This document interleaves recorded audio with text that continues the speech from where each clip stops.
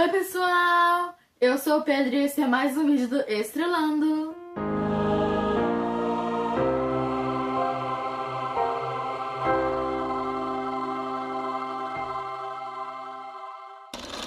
E Estrelando no quadro de hoje, vem de seu irmão. O verso para decorar está lá em Provérbios 12, verso 17 e diz assim: Quem diz a verdade favorece a justiça, mas a testemunha falsa está a serviço da fraude. A mensagem central diz assim: mostramos respeito pelos outros quando somos honestos e autênticos. Na lição dessa semana, iremos continuar de onde paramos na lição passada. Desde lá, nós já sabemos que José era o filho preferido de Jacó e que seus irmãos o odiavam por isso. Seus irmãos não só odiavam porque ele era o preferido do pai, mas também foi porque o pai deu uma túnica para ele. Nós também sabemos que José tinha muitos sonhos, o que deixava os irmãos mais bravos ainda. Agora vamos continuar a história e ver o que aconteceu depois. Para mergulharmos no que as páginas de Os Escolhidos, na página 119 até a 122, nos dizem, precisamos primeiro pintar o cenário de Gênesis 37, verso 12. A Bíblia nos diz que os irmãos de José foram apacentar os animais, o rebanho do pai em Siquém. Siquém não era um lugar qualquer. Era um lugar de história, mas também de perigo. Jacó, com seu coração apertado, envia o seu filho José para ver se tudo ia dar certo. E é aqui que começa o contraste que a página 119 do livro Os Escolhidos explora tão bem. Imagine José caminhando. Ele não está vestido como um pastor comum. Ele carrega a túnica de várias cores, ou de mangas longas, dependendo da tradução. Essa túnica não era apenas um presente. Era uma declaração de herança. Na página de Os Escolhidos, sentimos o peso dessa vestimenta. Enquanto os 10 irmãos mais velhos estão suados, cobertos de poeira, lidando com a exaustão do campo, José aparece como o príncipe do pai.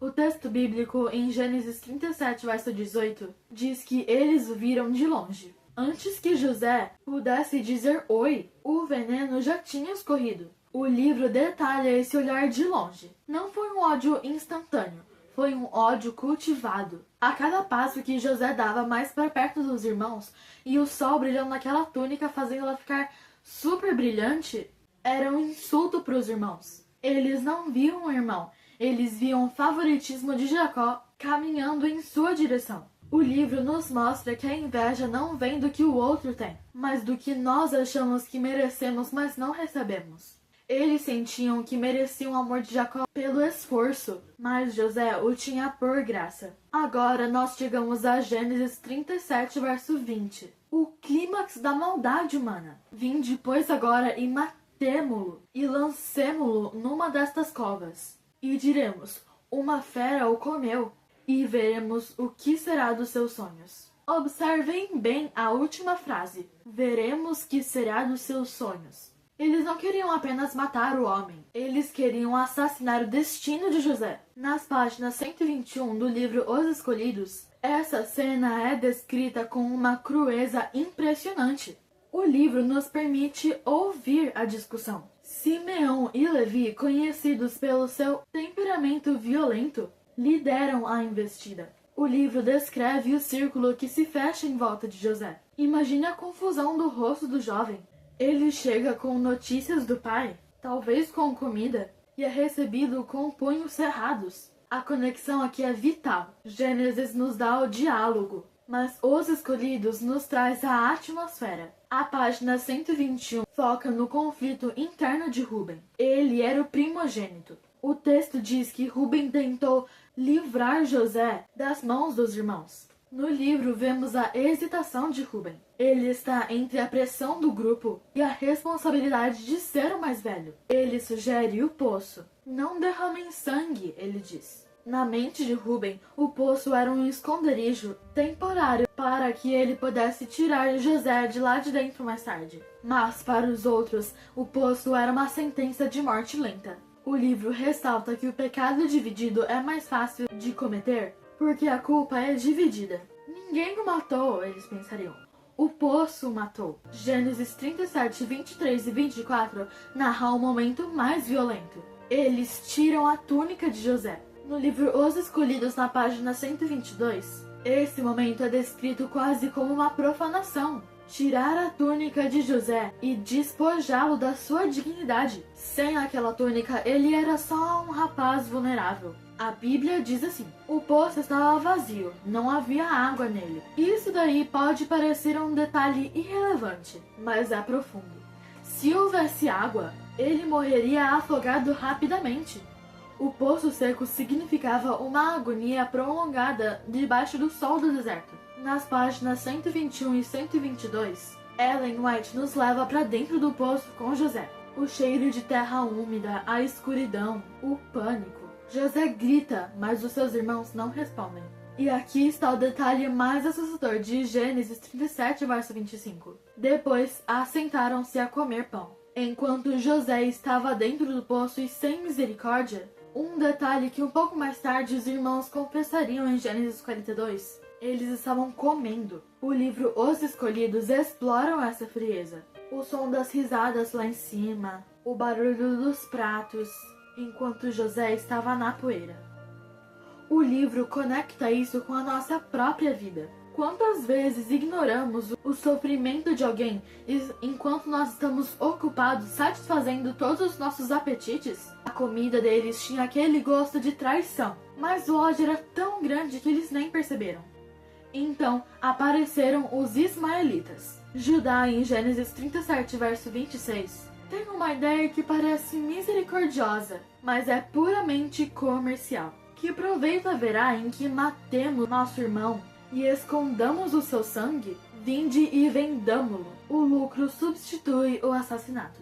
Nas páginas final dessa seção do livro Os Escolhidos, vemos a transição de José. Ele é içado do poço e, talvez com uma ponta de esperança de que os irmãos tivessem se arrependido, apenas para ser entregues a mercadores estrangeiros. 20 moedas de prata, o preço de um escravo ferido ou de um jovem. José é acorrentado, e o livro descreve o olhar de José para seus irmãos enquanto ele é levado. Não é apenas um olhar de dor, mas também é um olhar de incompreensão.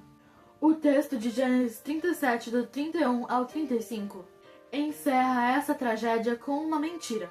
Eles matam um cabrito e sujam a túnica de José com o sangue dele. O livro Os Escolhidos nos mostra o ensaio dessa mentira. Eles sabiam que Jacó reconheceria a túnica. Eles não diriam um animal comeu. Eles disseram: a gente achou isso, vê se é a túnica do seu filho. Eles deixaram o pai chegar na conclusão mais terrível e dolorosa por conta própria. A Bíblia destaca que Jacó rasgou suas vestes e se recusou a ser consolado. A ironia é terrível. Os irmãos tentaram consertar a família eliminando José, mas acabaram destruindo o que havia ainda da alegria de seu pai. Para encerrarmos a nossa jornada pelas páginas 119 a 122 do livro Os Escolhidos e também pelos textos de Gênesis 37, precisamos entender a conexão teológica. José no poço é uma prefiguração de Cristo, vendido por moedas de prata, traído pelos seus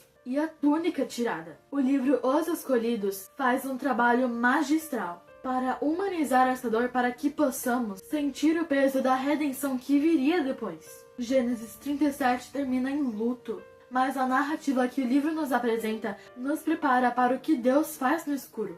O poço de José não era um buraco sem saída, era o túnel para o Egito. A túnica encharcada de sangue que Jacó estava segurando era uma prova da maldade dos irmãos, mas também se tornaria, anos depois, o símbolo de um perdão que a família não merecia. Ao ler essas páginas e esses versículos, não veja apenas uma briga de família antiga. Veja a soberania de Deus que escreve reto em linhas tortas. José estava sozinho no poço, mas como o livro nos sugere nas suas entrelinhas, Deus nunca esteve tão perto dele quanto naquele silêncio. A traição dos irmãos foi uma maneira que Deus usou para salvar o mundo da fome. Não dizendo que o que os irmãos fizeram era certo, mas só pra gente entender um pouco mais do plano de Deus naquela hora. Mas no fim, o sonho que os irmãos tentaram matar foram os mesmos sonhos que os mantiveram vivos.